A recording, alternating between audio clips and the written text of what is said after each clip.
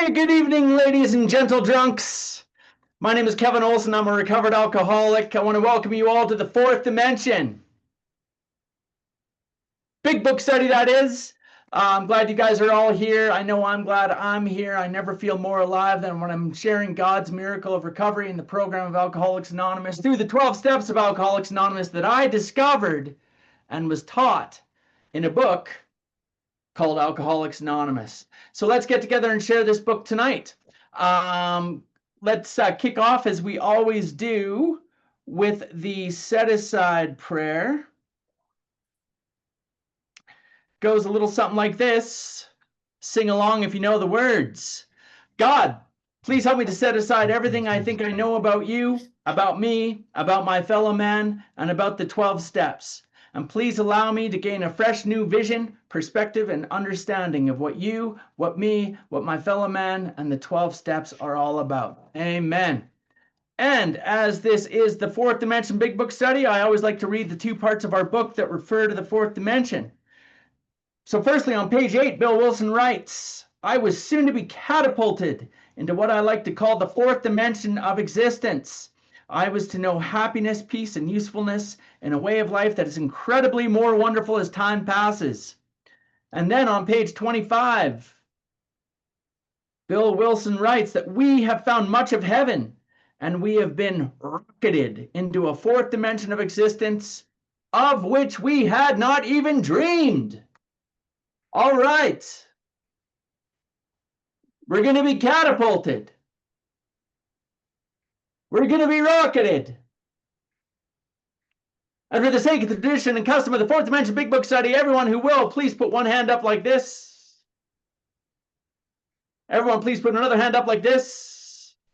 And everybody go, oh, yeah. Yeah. All right.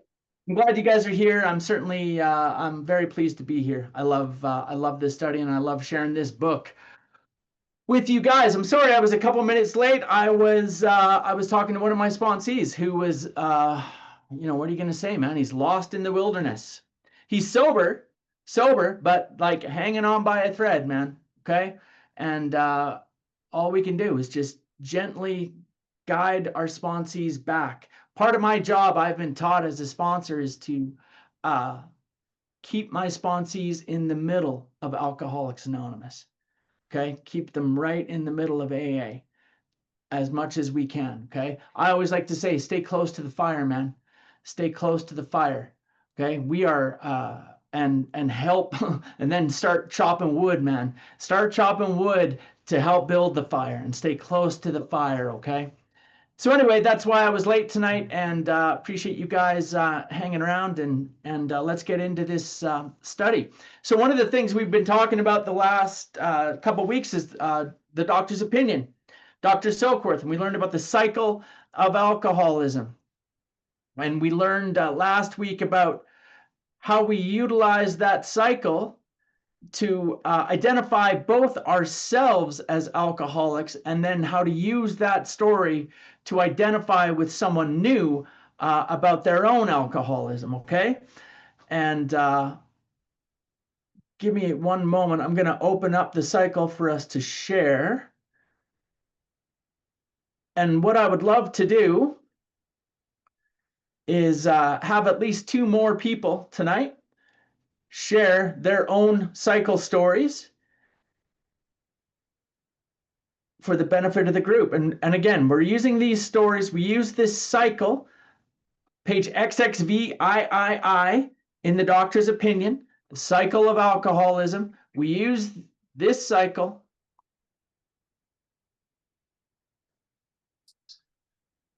to both identify ourselves as alcoholics and to qualify ourselves. So one of the first things I'll do with a sponsee is have them find 5 times from their own life that match this cycle. 5 times from their own life where they made a firm resolution that I'm never going to drink again, sang the alcoholic national anthem, I'm never going to drink again. Okay. What happened, or sometimes even better, what didn't happen during the period of sobriety? How did I begin to think, and more importantly, how did I begin to feel during the period of sobriety? Okay, Dr. Silkworth characterized it as being restless, irritable, and discontent. That's about a good description of alcoholism as I've ever heard. We refer to that as the spiritual malady. How was I feeling? In what ways, did I become resentful? Was I filled with fear? And maybe I didn't recognize it at the time, but now looking back, maybe I can see these are the ways that I was feeling. Okay. We've said that alcoholism is a disease that continues on when I'm drinking and when I'm not drinking. Okay, that we don't have a drinking problem in AA. I have a drinking solution to my restless, irritable, and discontent problem in sobriety. My grand sponsor Clancy used to say, if you have a drinking problem, you're not an alcoholic. And if you're an alcoholic, you don't have a drinking problem. And he says, that sounds backwards. I know that sounds backwards. But our problem is not that I drink too much. My problem is that I cannot prevent myself from picking up the first drink because of the way that I feel when I'm sober. Okay. So one of the things, I don't think I've mentioned it, but the word relapse. Often in AA, we use the word relapse incorrectly, I believe, because we will say so-and-so relapsed, okay? And what we mean typically, our language in AA, is that means that he started drinking. The beginning of the relapse is when he started drinking. And I've been taught differently, and I look at it differently today. That when I start drinking is the end of the relapse. That's the end of the relapse. The relapse is the slow erosion of all the things I was doing that were keeping me sober. Okay. So when I talk about one of the things, anytime someone drinks again, what's the question we always ask? What happened? Okay. Well, look, if I believe this cycle, we know what happened. You became spiritually sick, had an insane thought, picked up a drink, kicked off the allergy, entered the well-known stages of a spree, emerged remorseful with a firm resolution not to drink again. We all know what happened. The question to ask most times, especially for people that have been to AA and relapsed and drank again, is what didn't happen? What wasn't happening? Okay?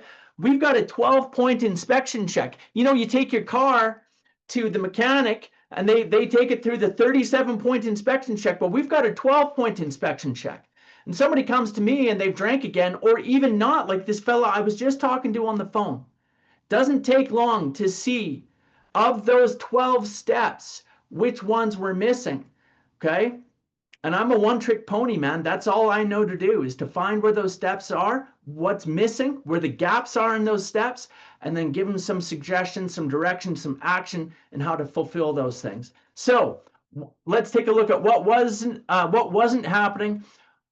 We want to zero in on exactly what was the insane thought. Exactly. Okay, and we're going to talk at length about this more. And tonight we're going to read the story of a guy who has this disease, who has this illness. His name is Bill Wilson, okay? One of our founders. And we're going to look exactly at what was the exact moment, what was the exact thought that he had that precipitated a relapse into drinking again. Okay, picking up that first drink and kicking off again. So, guys, just to remind everyone, what we want to do with our sponsees, and tonight I want to hear at least 2 stories from y'all about what was the firm resolution. Okay, I decided I'm going to lose my job, I'm going to stop drinking. Or I decided that I wanted to go to treatment and get sober again, or whatever it was, okay? What happened or what didn't happen, and how was I feeling during the period of sobriety? Exactly what was the insane thought? And the rest is uniform. The rest is just war stories, okay? But the key is, when did I swear off? What happened or what didn't happen? What wasn't happening? And how did I feel? And then what was the insane thought? And then kicked off, okay? Do I have any volunteers? Any volunteers that would like to try a cycle story? I'm going to call on my man, Andrew. Good to see you, brother. Where are you in the world right now, Andrew? I'm in Black Lake, Saskatchewan on a reserve right now. All right, man. All right. By choice? You're sort of, yeah. You're working, right? You're working out there? Yeah, I'm working, yeah. Okay. So What I would say is so there was the firm resolution, right? This is when I got into Alcoholics Anonymous, and obviously it came off of a relapse. I did a set of steps, kind of rushed through them. It was very half-assed, I would say. Um, I kind of pink clouded off of two really nice, strong, hard amends. And then I kind of just coasted for about 3 months. And I actually was getting by off of that pink cloud and those amends. Um, and but over that time, I could feel that pink cloud was not exactly like it was like there's like this like not able to recognize the true from the false within there, right? And I was slowly becoming, I was not doing any inventory. So resentments, I was just collecting resentments all over the place, but thinking that I was treated because I was going to meetings all the time. And then I would speak at meetings and I would sound kind of like, because I was trying to be the king of AA at one point. And I was like trying to like build this rep and going to so many meetings but not doing any of the work at the same time, preaching like I was. And then then you kind of get this like then I started trying to help others, but like I was doing it from a very attached to the outcome sort of a standpoint. And then I would just build even more resentments, and I stopped talking to my sponsor because like we had a thing. And so I stopped talking to him and not doing any work, just dry drunking so hard that pink cloud had vanished completely. And then obviously like that for the first drink, right? Which led into like it was like kind of like this situation where I was thinking, oh, I'm strong enough. I can take these pain medications from a doctor. And nope, I totally forgot that I am an alcoholic and I need to be monitored in a strong way. And that led into obviously insanity, which finally led me to deciding to do the work in a strong, strong way.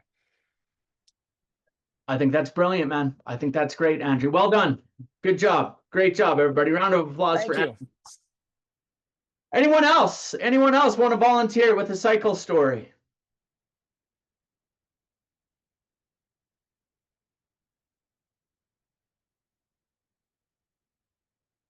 I'll call on somebody. Oh. Okay, I'm going to call on Charles. I'm going to call on Charles to help us out. I know he's got some. I've heard them.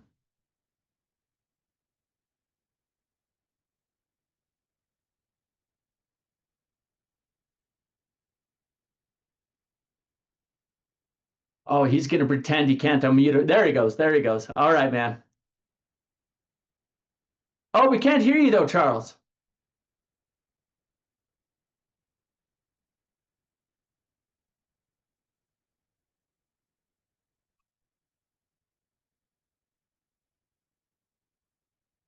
Okay, I'll tell you what, Charles. I love you very much, man. We'll get to you next week, okay? And if we can figure it out later, we'd love to hear one from you. I will call on Shiva. Shiva, do you have one for us? A cycle story? Hi everyone, my name is Shiva. I'm an alcoholic. Hi, Shiva. Well, at that time, I wasn't aware that it was a cycle story. This is before joining the AA program. So I was actively drinking and I made a firm resolution that all that it needs is self-discipline and self-control. So yeah, and then I was able to stay sober. I remember that it was from Monday onwards because I got my load over the weekend. So Monday onwards, I was like not going to drink, and I stopped drinking till Thursday. And during this time period, I was like, oh, my life is in shambles. There are lots of things that I need to catch up, this and that. So I was restless and I was absolutely discontent about whatever I have around that time. So I decided to take a big leap and I want to finance my business. That's what I decided to do. And I got an appointment, went to the bank. That was like 9 a.m. on Friday morning. 9 a.m. Friday morning, okay? And within in 5 minutes, everything collapsed. Whatever that is, okay? And that's it. And I found myself in front of the liquor store that was yet to open because they open at 10 o'clock, the one that I usually go to. But anyway, and that's it. Restless, irritable, and unable to differentiate true from the false. And took the first drink, 10 a.m., first customer, and that's it. The allergy set on, and I went on drinking and cursing all the banks, financial system, this and that, and nobody is fair to me, and went on drinking, and I said, okay. Then it came to a point that, okay, you know what? Just drink slowly, okay? Drink slowly, not like 2 big gulps or anything like that. And slowly, over the 2 days, I did like that one. And then I said, you know what? I should stop actually. I can do all these things. I'm a very qualified person, educated person, this and that. And made a firm resolution again. And then my neighbor started to seem to be like a big enemy to me and yelled on their kids. And then I started drinking again. And just to relax for that day, okay, I had enough for this day. And that's why it was like a vicious cycle kept going on and on. And it's not Shiva, like I'm psychic just gonna jump in right now. So that was two for one. That was 2 for 1, Shiva. That was great. Yeah. Good job. Good job. And so 2 things that I want to highlight from that, Shiva. First of all, we when we get to step 4, we're going to talk about resentments. Resentments are the #1 offender. Do you see why? Okay, because we're the type of people that get drunk at financial institutions. Okay, we're the kind of people that get drunk. My neighbor, did you hear Shiva? He's like, my neighbor started to seem like an enemy. Anybody here's neighbor ever seem like an enemy to them? Okay, so what are we going to do? Let's go get drunk at the neighbor. Okay, I get it, man. That's what we do. Okay, that's excellent, Shiva. The other thing, and the last thing I want to point out, and then what we're going to do tonight, guys, is we're going to read the story of a guy named Bill Wilson, our co-founder, Bill W. We've got sober December 11th, 1934 is Bill's sobriety date. Okay, we're going to take a look at Bill, and we're going to see this cycle happening in Bill's life. But one of the last things I want to point out here about the cycle, in step 1 in the 12 and 12, Bill Wilson refers to alcoholism as a rapacious creditor. A rapacious creditor. Well, that's a fancy word. What does that mean? It means greedy. A greedy creditor who will take everything from us. Okay? And here's the mechanism, I believe, on how alcoholism does that.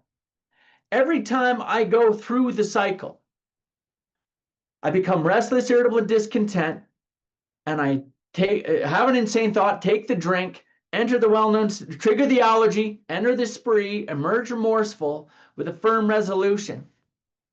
After I go through that spree, because of my alcoholism, I go through that spree, and I've hurt everyone I ever loved again. I let everyone down.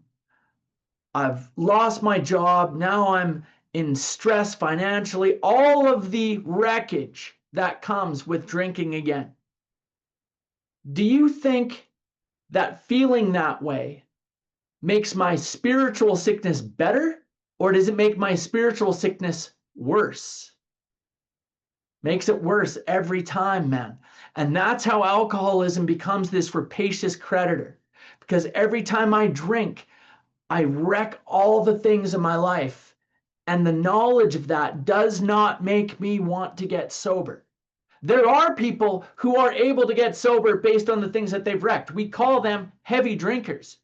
They see what's going on. They think, man, I don't want to live that way anymore. I'm going to pull up, I'm going to straighten up and fly right and pull up my socks and clean up my act. And they do. And it was always baffling to me.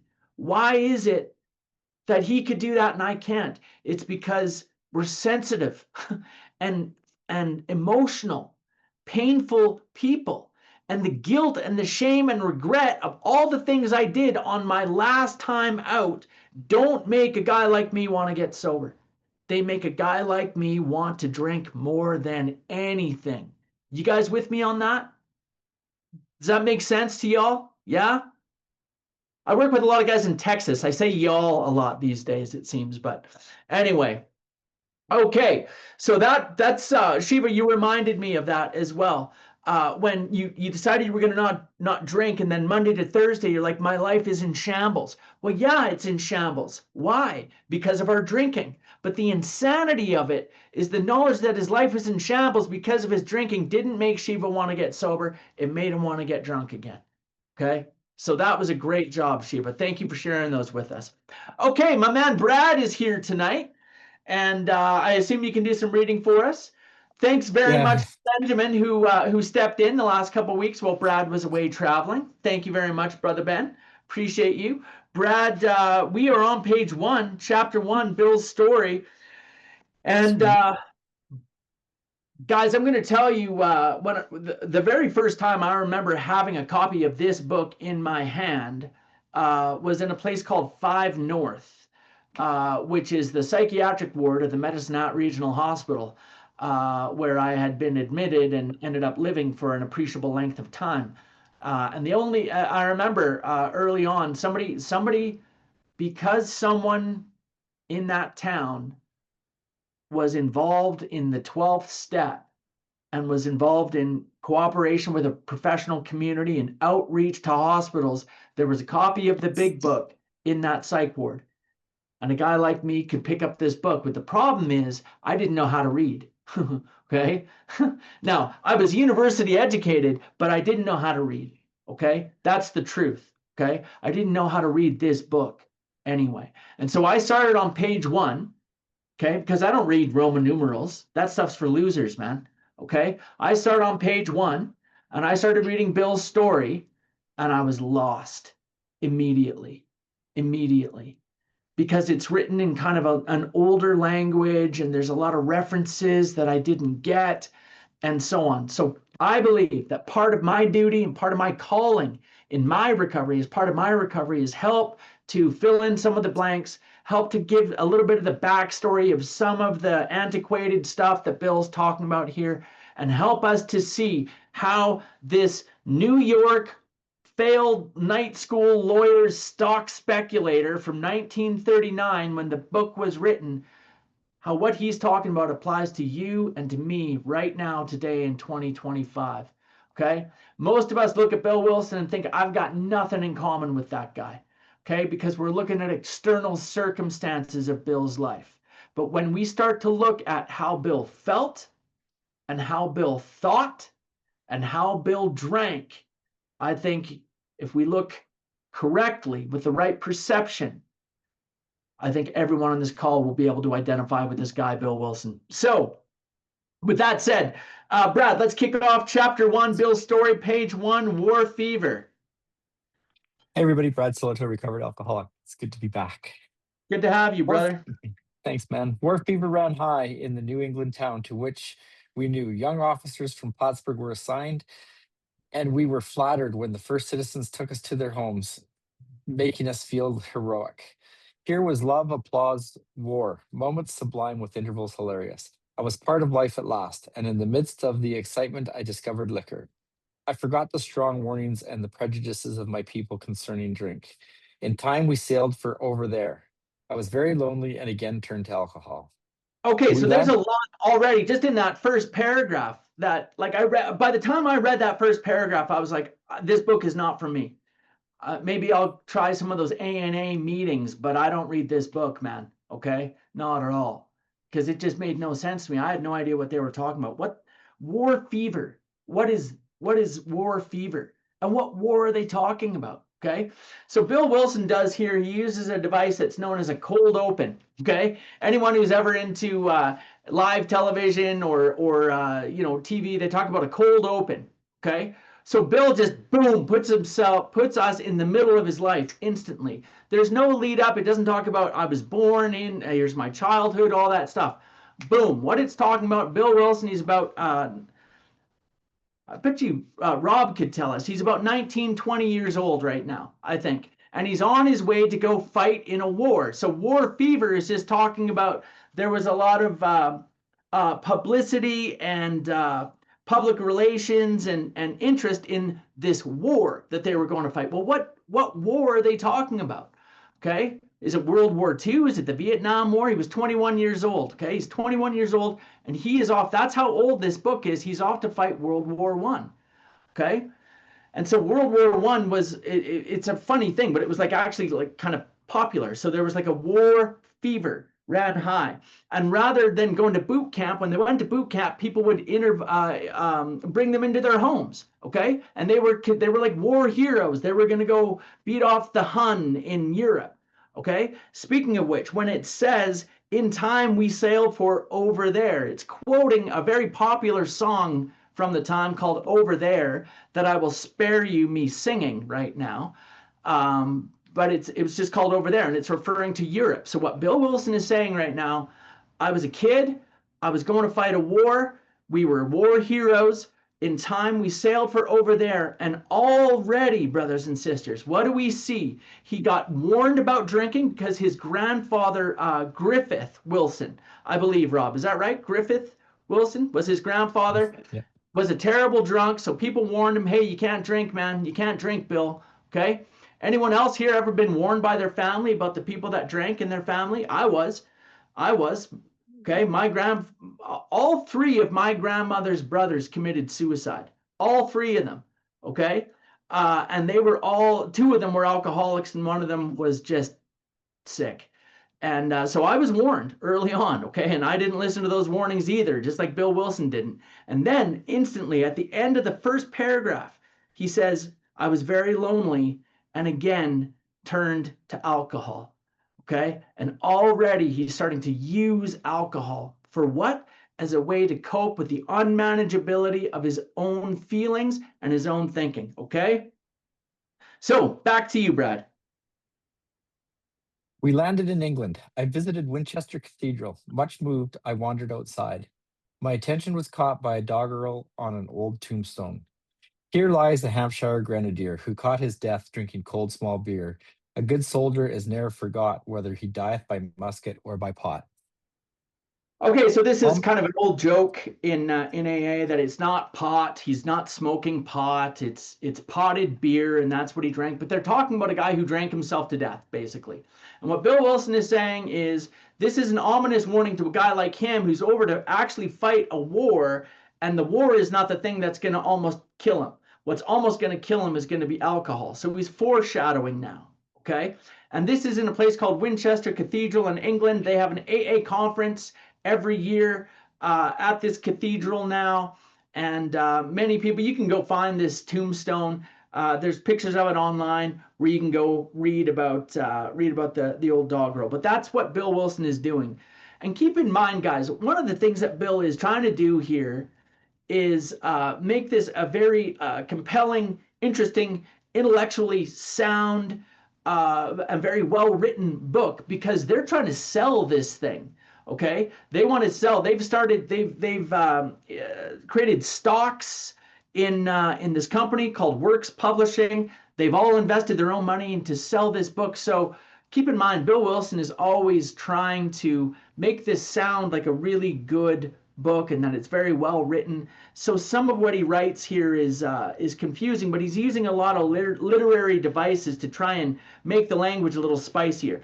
All he's really doing here is just foreshadowing and saying it's not going to be war that kills me. It's actually going to be alcoholism, just like this Hampshire Grenadier. By the way, sorry, Hampshire Grenadier just means a soldier. Okay, a grenadier is a soldier from a place called Hampshire, England. Okay, Brad, back to you. Ominous warning, which I failed to heed. 22 and a veteran of foreign wars, I went home at last. I fancied myself a leader, for had not the men of my battery given me a special token of appreciation? My talent for leadership, I imagined, would place me at the head of vast enterprises, which I would manage with the utmost assurance. I took a night law course and obtained employment as investigator for a surety company. The drive for success was on. I'd proved to the world I was important. My work took me about Wall Street, and little by little I became interested in the market. Many people lost money, but some became very rich. Why not I? Okay, I just want to point out something here that I think is really important. Bill Wilson often wrote later in his life about that he would suffer from what he called power drives, okay, which was a desire to prove to the world. He just said it, prove to the world that I am important. I'm going to prove to the world that I'm something. Okay. And he says here, my talent for leadership, I imagine, would place me at the head of vast enterprises. Okay. He's going to prove to the world that he's something. Why is that? Why does a guy like Bill or a guy like me or any of us, okay, even those of us who might think, well, I was never in business. Yeah, but I bet you were in a gang. Were you in a gang? Were you trying to prove to the gang that you were someone important? Were you trying to prove to the guys on your team that you were important? Were you trying to prove to the other people in the psych ward that you were important? Okay, that's how we are a lot of the time. Okay, we want to prove to people that we're important, and we want to. And why is that? Why do I behave that way? Because I identify with that strongly, needing to prove to the world that I'm important. It's because I feel like I'm nothing inside. I feel like I'm nothing inside, man.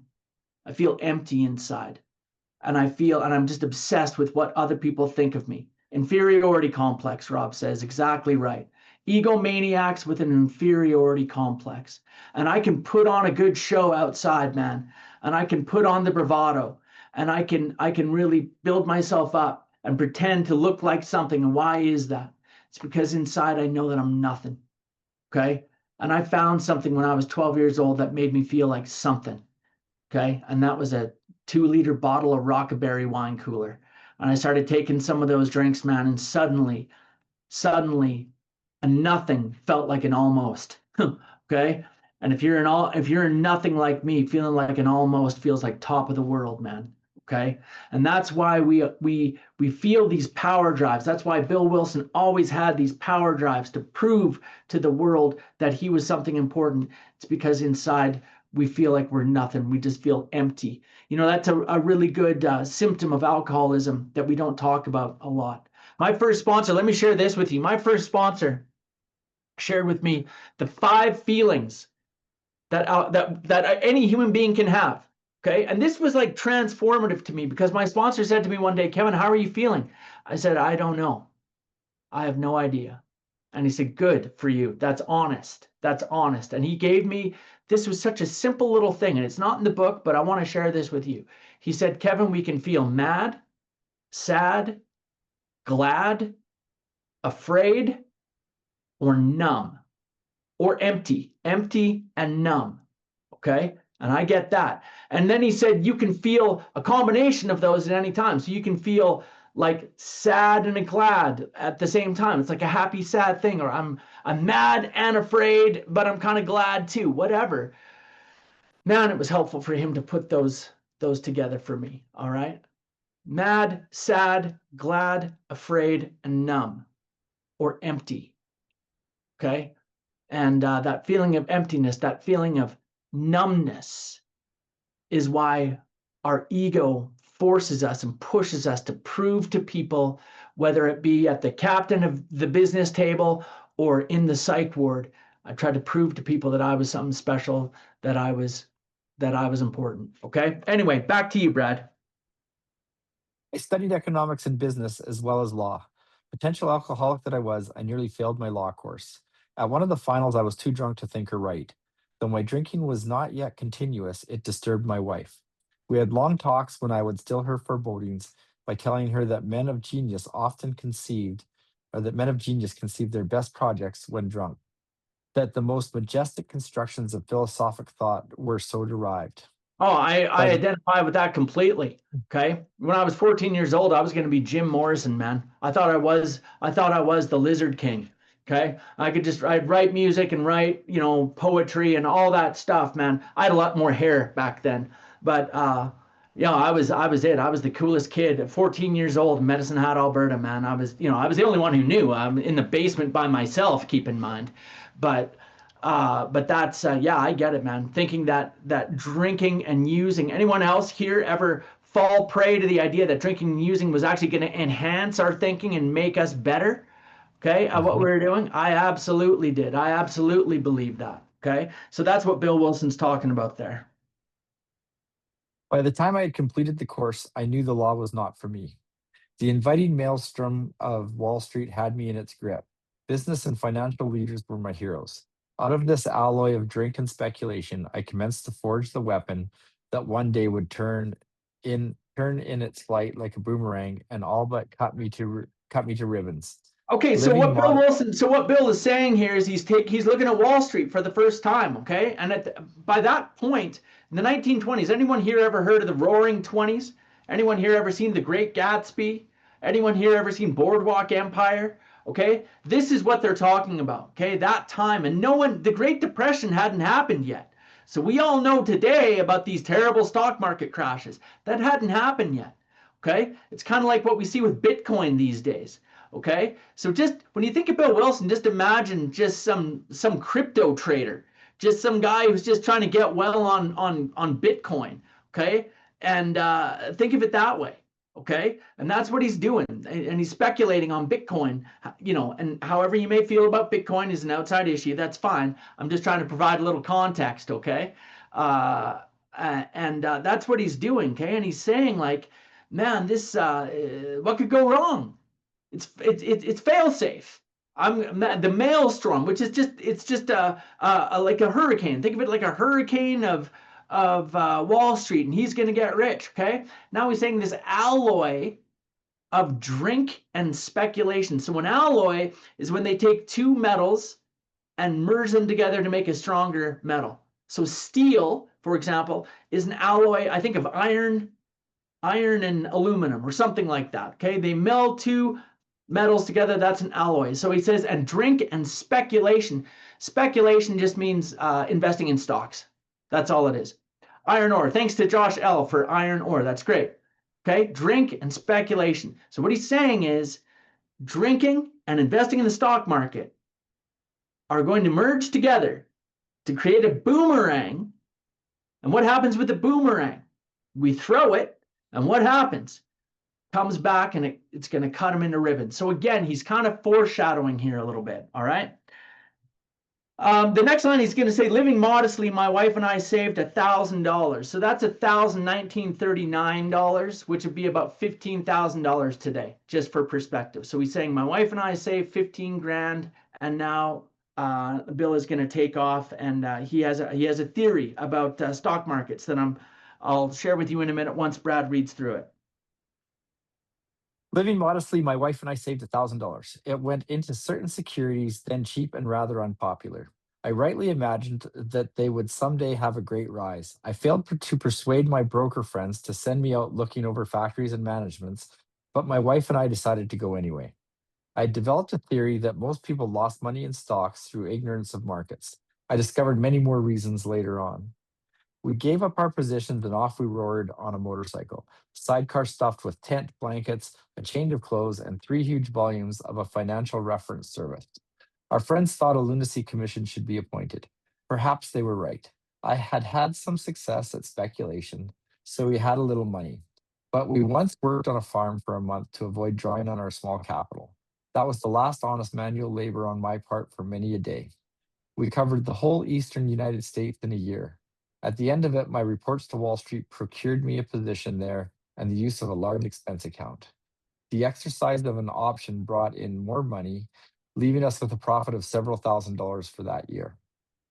All right, so Bill Wilson had a theory. I'm just going to talk about this very quickly because I want to make sure we get through. I know where I want to kind of land tonight. So he had a theory, and he was right.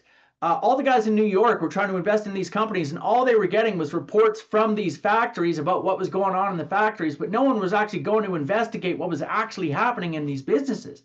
And Bill Wilson was the first one to say, hey guys, I'll tell you what, I'm going to get reports on all these businesses. I'm going to get to the bottom of what's really happening in all these businesses. And when I do that, then you'll be able to make much better decisions. So will you guys pay me to go do that? And they said, no, absolutely not. We don't want to. And why do you think? Now, it doesn't say it, but I think they didn't want to know.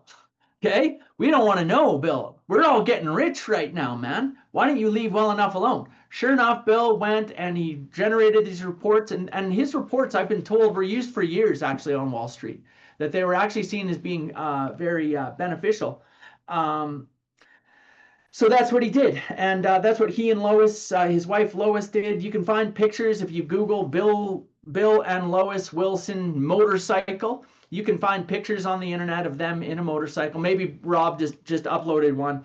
The only other thing I want to point out here, he says the the exercise of an option brought in more money. All that means is he sold some stocks. That's all. The exercise of an option, when you exercise an option, just means he sold some stocks and he made a bunch of money. So now let's see what's going to happen to Bill. For the next few years, fortune threw money and applause my way. I had arrived. My judgment and ideas were followed by many to the tune of paper millions. The great boom of the late 20s was seething and swelling. Drink was taking an important and exhilarating part in my life. There was loud talk in the jazz places uptown. Everyone spent in thousands and chattered in millions. Scoffers could scoff and be damned.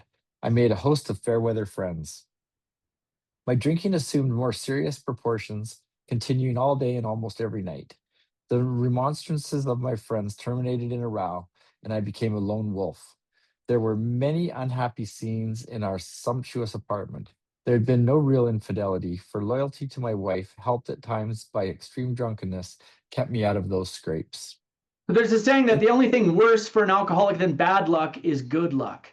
Okay. And we're seeing Bill Wilson right now is being just ripped to pieces by his own success. Okay. He's got all this money. And so now his drinking is taking on more serious proportions and he's starting to get in trouble. Okay. And that line, the remonstrances of my friends terminated in a row and I became my lone wolf. I always use this line as an example of how I actually can identify with Bill Wilson. Okay, because what he's saying there is the remonstrances of his friends. His friends said, dude, we don't want to party with you anymore. You're acting like a donkey. Every time you drink, you're out of control. Okay, that terminated in a row, which means they got in a fight because Bill Wilson said, get screwed. I'm not hurting you. Let me drink the way I want to drink. And he became a lone wolf. He said, screw those guys. I'd rather just sit at home and drink by myself.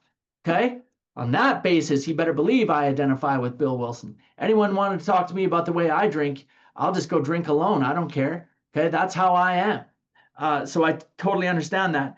He's talking about his sumptuous apartment. That just means swanky apartment. Okay, because he's become very wealthy. And so now we're going to see Bill Wilson has arrived. He's living the high life right now, and we're going to see what happens to him and how quickly it's all going to fall to pieces for him. In 1929, I contracted Gulf fever.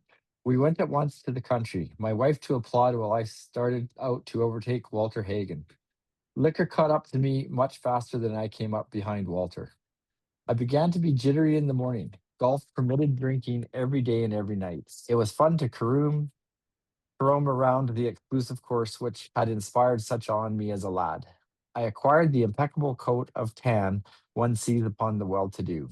The local banker watched me whirl fat checks in and out of his till with amused skepticism. All right, so now we're going to see it all fall apart here. And the rest of the story is going to be kind of the demise of Bill Wilson up until page 8, where we're gonna break off for tonight. The only thing I want to point out on what Brad just read, back to speaking about those power drives and being competitive, is that Bill Wilson says he started golfing to overtake Walter Hagen. And you may not know who Walter Hagen is, but just think Tiger Woods, okay? Or Bubba Watson or Rory McIlroy. Walter Hagen at that time was one of the greatest golfers in the world. And what kills me about Bill Wilson, and I get it, man, is that he can't just go enjoy a leisurely day of golf. If he's going to go golfing, he's going to not even be as good as Walter Hagen. He is going to overtake Walter Hagen if he's going to golf. And that's how I am, okay? And one of two things happens. I either am highly successful at what I'm going to do, or I'll quit completely, okay? And I just give up, okay? And if the power drive's not going to work, then, forget it. I just completely quit and throw the car in reverse, okay? So that's what Bill is doing right now to overtake Walter Hagen. My grand sponsor, Clancy, used to say that we're 100-yard dash specialists in AA, okay? For 100 yards, we can be anything you want, man. I can overtake Walter Hagen for 100 yards. The problem is life is a marathon, and we're not good at the marathon, are we? No, I'm good at the 100-yard dash, man. All right, back to you, Brad. Now we're gonna see the great stock market crash of the 1930s into the Great Depression, and we're gonna see Bill Wilson slip into a Great Depression as well. Abruptly in October 1929, hell broke loose on the New York Stock Exchange. After one of those days of inferno, I wobbled from a hotel bar to a brokerage office. It was 8 o'clock, 5 hours after the market closed.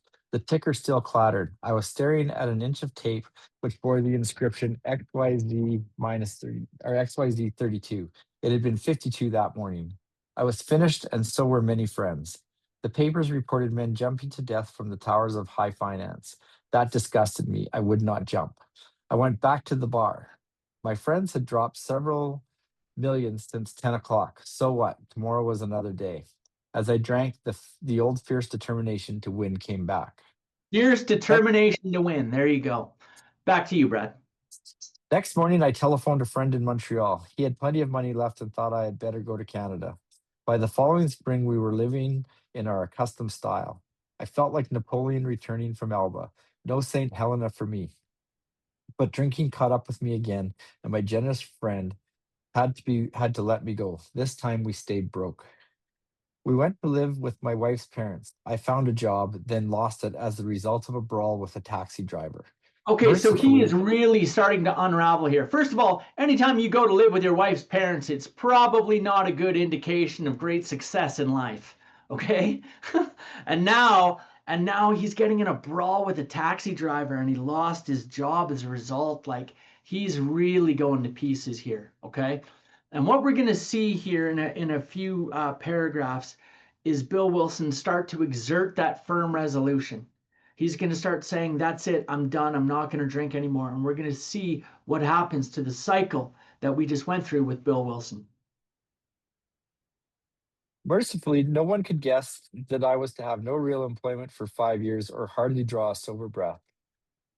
My wife began to work in a department store, coming home exhausted to find me drunk.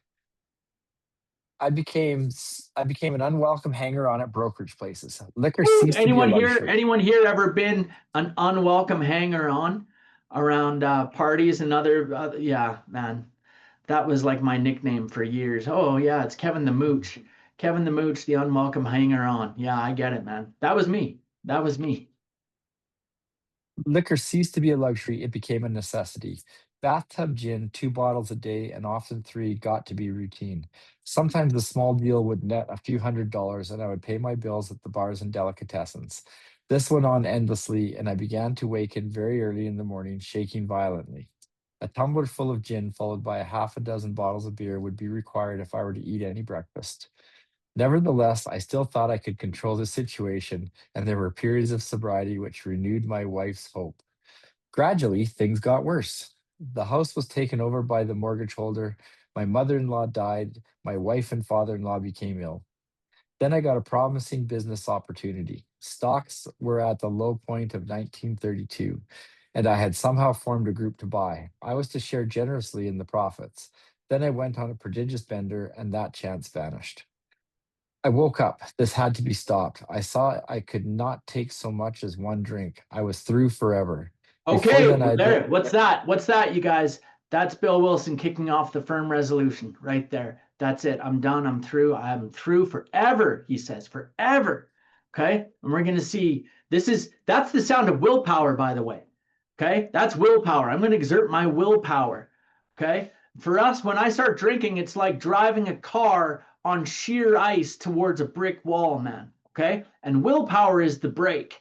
Okay, and I'm trying to put the brakes on, man. I'm trying to put the brakes on, but that car is going into the brick wall every time. So let's see what happens with Bill.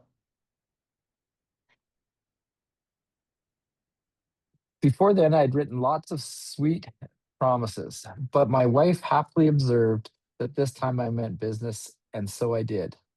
Shortly afterward, I came home drunk. There had been no fight. Where had been my high resolve? I simply didn't know. It hadn't even come to mind. Someone had pushed a drink my way, and I had taken it. Was I crazy? I began to wonder. For such an appalling lack of perspective seemed near being just that. Okay, appalling lack of perspective is a very good way to define the insanity of alcoholism. And, when I look at this, it doesn't talk a lot about Bill's restlessness, irritability, and discontent. Okay. But if I'm looking, what I can see is that Bill Wilson feels incredibly guilty about the fact that the house was taken over, his mother-in-law died, his wife and his father became ill, and he couldn't stop drinking. He was drinking through all of that, filled with guilt and shame and remorse. And although we try to put the brakes on, man, that stuff is still there. And that's part of the importance of step 9 and making amends, is we get to clean that stuff up in our life. And if we don't, the guilt and the shame and the pain of all the stuff that I've done in my life is going to continue to haunt me. And like Bill, it's eventually going to turn us back to drinking again.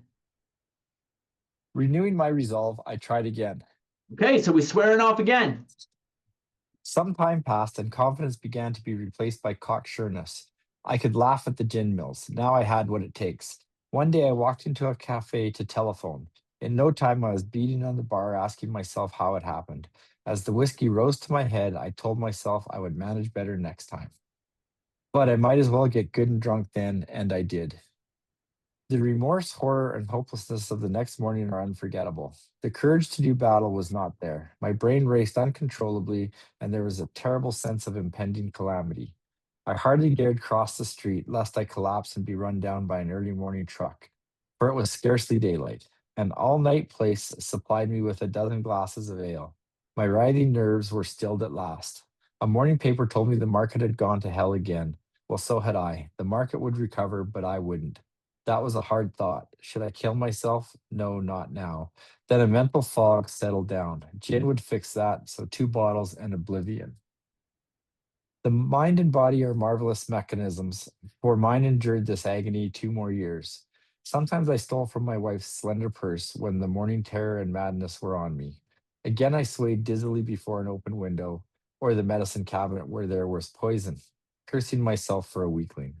There were flights from city to country and back, as my wife and I sought escape. Then came the night when the physical and mental torture was so hellish, I feared I'd burst through the window, sash and all. Somehow I managed to drag my mattress to a lower floor, lest I suddenly leap. A doctor came with a heavy sedative. Next day found me drinking both gin and sedative. This combination soon landed me on the rocks. People feared for my sanity, so did I. I could eat little or nothing when drinking, and I was 40 pounds underweight. My brother-in-law is a physician, and through his kindness and that of my mother, I was placed in a nationally known hospital for the mental and physical rehabilitation of alcoholics. Okay, so this is Bill Wilson going to the town's hospital. Okay, and this is where he meets Dr. Silkworth. And this is where Bill Wilson is going to learn about the cycle of alcoholism that we were just talking about at the beginning of tonight. Rob, I'm sure have you put the dates in when Bill Wilson, the 4 times he went to the town's hospital? If I remember correctly, one is in 1933 and then 3 times in 1934. The final time is December 10th, 1934. That's the only date I have memorized, is the last time he went into the town's hospital. But I appreciate you. So he's going to go 4 times into this hospital. 4 times he's going to go into the hospital, and this is what he's going to learn. He's going to learn from this doctor, Dr. Silkworth.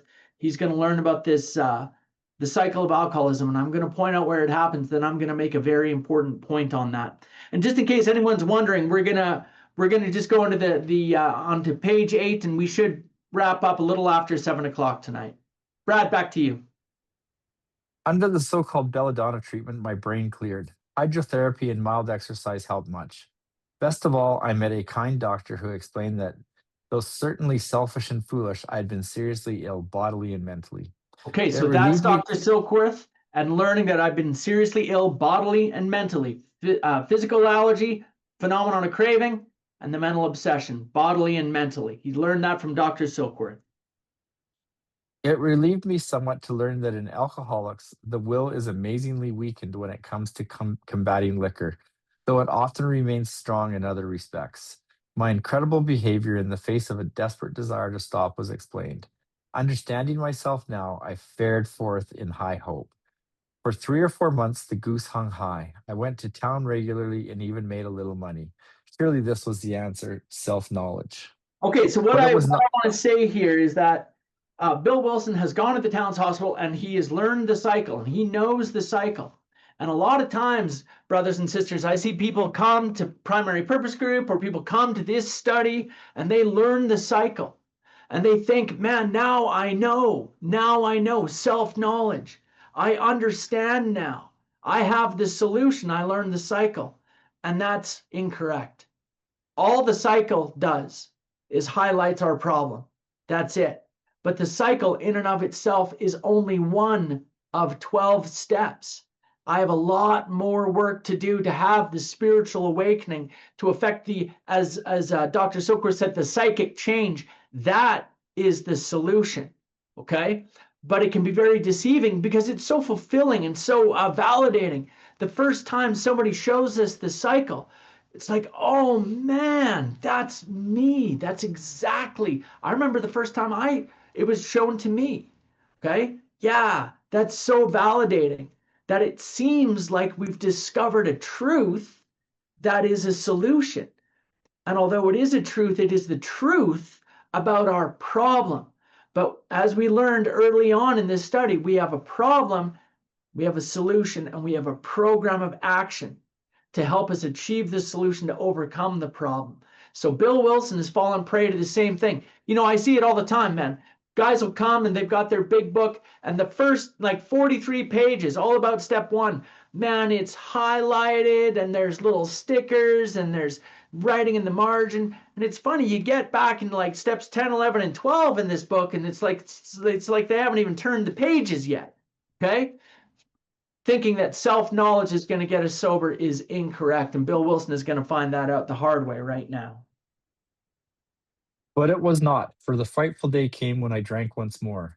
The curve of my declining moral and bodily health fell off like a ski jump. After a time, I returned to the hospital. This was the finish, the curtain, it seemed to me. My weary and despairing wife was informed that it would all end with heart failure during delirium tremens, or I would develop a wet brain, perhaps within a year. She would soon have to give me over to the undertaker or the asylum. They did not need to tell me. I knew and almost welcomed the idea. It was a devastating blow to my pride. I, who had thought so well of myself and my abilities of my capacity to surmount obstacles, was cornered at last. Now I was to plunge into the dark, joining that endless procession of sots who had gone on before. I thought of my poor wife. There had been much happiness after all. What would I not give to make amends? But that was over now.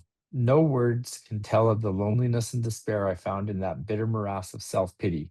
Quicksand stretched around me in all directions. I had met my match. I had been overwhelmed. Alcohol was my master. So a lot of people will say that's where Bill Wilson takes step one. I don't disagree with that. I think that it's clear to see like that's where he's making his surrender to alcohol, although he is going to continue drinking beyond that. From a literary standpoint and for the sake of the big book study, we'll say that's where Bill Wilson takes step one. I've been overwhelmed. Alcohol was my master. Trembling, I stepped from the hospital a broken man. Fear sobered me for a bit. Then came the insidious insanity of that first drink, and on Armistice Day 1934, I was off again. Okay, Everyone became Armistice Day 1934. That's November 11th.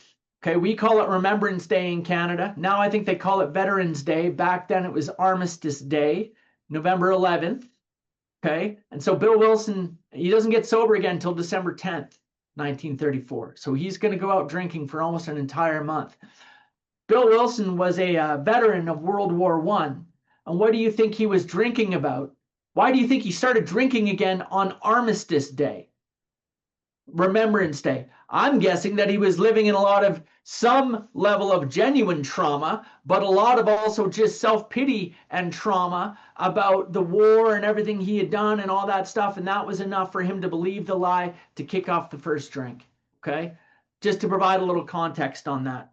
And this is the last paragraph we're going to read tonight. And then Brad's going to finish here in a minute. And then don't run away. If you need to go, that's all good. But don't run away, because one of the things we like to do, my favorite part of the whole week, is to go around the room, or the circle, if you will, and just everyone introduce yourselves and tell us where you're from, because we got people from all over the world online tonight. So love to have you guys and love to meet all of you. It's one of the best parts of the week for me. So we're going to wrap up here in about a paragraph, and we'll be done for tonight. Everyone became resigned to the certainty that I would have to be shut up somewhere or would stumble along to a miserable end. How dark it is before the dawn. In reality, that was the beginning of my last debauch. I was soon to be catapulted into what I like to call the fourth dimension of existence. Fourth dimension, baby. I was to know happiness, peace, and usefulness in a way of life that is incredibly more wonderful as time passes. Oh man, and I'm excited, man. Next week, the entire world changes.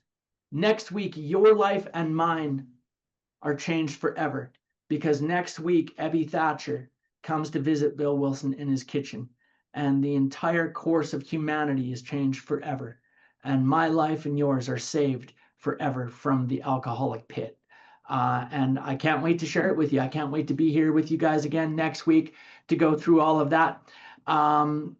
Yeah, so let's close let's close tonight with the Lord's Prayer. And then, as I said, don't run away. I want to meet everyone. Everyone, just quickly introduce yourself and let us know where you're from.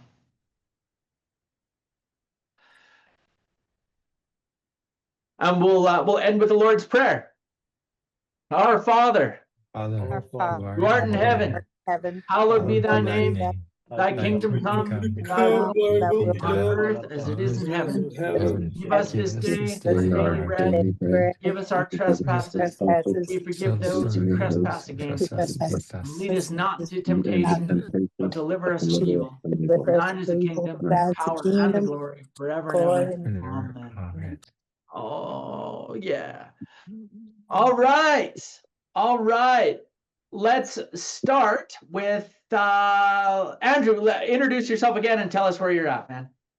My name is Andrew Conrad. I'm an alcoholic, and I am from Calgary, Alberta, but I'm currently in Black Lake, Saskatchewan. Black Lake, Saskatchewan. Well, glad to have you with us, man. Let's go to I'm a happy primary purpose group member. Yeah, man. Yeah, right on, Andrew. Great to have you. Let's go to Kenneth Shank. Hi, I'm Kenneth Shank, and I'm powerless over alcohol. Right now, I'm in Edmonton, but I'll be coming back to Calgary on Saturday. Well, that's great, Ken. You sound well. You sound well, man. We're looking forward to having you back, brother. Thanks, Kevin. Okay, thank you. Let's go to Jeffrey Lafferty.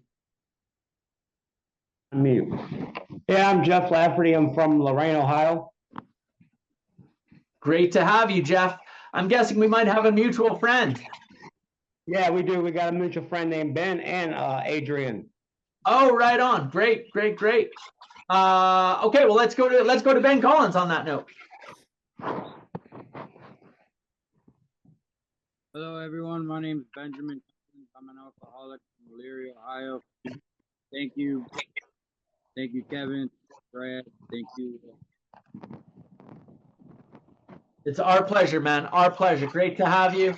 And audio is a little scratchy. Maybe someone can, if everyone mutes themselves, there's some background noise I'm hearing a little bit, but I don't know if you guys can all hear it. Ben, I love you, man. It's great having you here. And I love, I met Ben when he was like 10 days sober online here. And to see you grow and to see you inviting others to join the study is just awesome, man. Awesome. So great to have you. You got my number. You should text me sometime, Ben. Text me, call me, whatever, man. I'd love to hear from you. It takes 2 days for you to get it in Canada, Kevin. Oh, yeah. Delayed text messages, eh? Yeah, I tried to find you on Facebook, but I can't find you to go through Messenger because I know that goes straight through. Oh, he's there.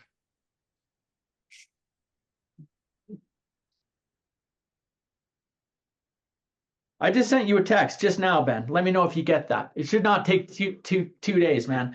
I'm in constant contact. I work with individuals in the United States of America every day of my life, man. So it should be working better than that.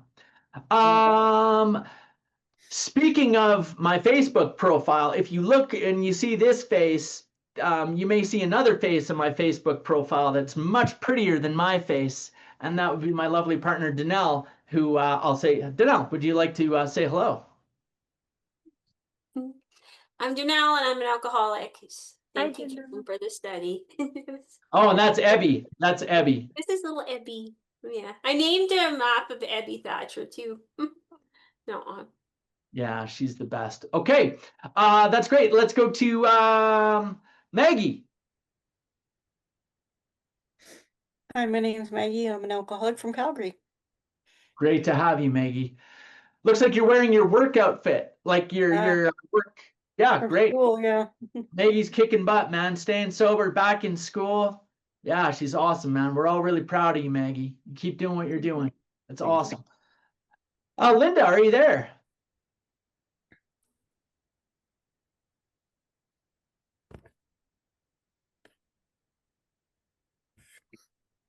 Okay, well, maybe we'll come back to Linda and we'll go to Craig.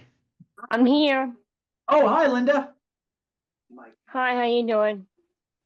Very well. Do you want to introduce yourself and let us know where you're calling from? Okay.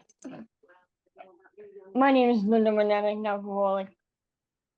Oh, I'm in this program for 31 years. So November 18th, I'm gonna have 32 years clean and sober. Hey, that's awesome. And right now I'm 64 years old with bad legs. I'm applying to a wheelie walker, but hey, I do the best I can. But I'm glad I have these rooms. Keeps my shit together so I can face the world and everybody with a better attitude. My puppy helps me and God helps me too. Right, Desi, huh? Want to say hello to all your aunts and uncles, huh? His name is Desi Ornez. Well, we love it, Linda. Thank you so much for being here. And it's very meaningful to have some long timers in AA joining us. 32 years is an incredible thing. So thank you for joining us, Linda. Thanks for being here. And Desi gives you all the kiss because he knows you do the best you can on your journey, but you're doing a great job. Thank you, Desi. Thank you, Linda. Good Thank boy. you. All right, let's go to Craig. Hi everyone, Craig, grateful alcoholic. I'm in Manchester, UK, and I just rolled in here about 5 minutes ago. Where I'm going to blame the clock change in the UK that's happened this week. Then, because of course it's nothing to do with my unmanageability, is it? You know.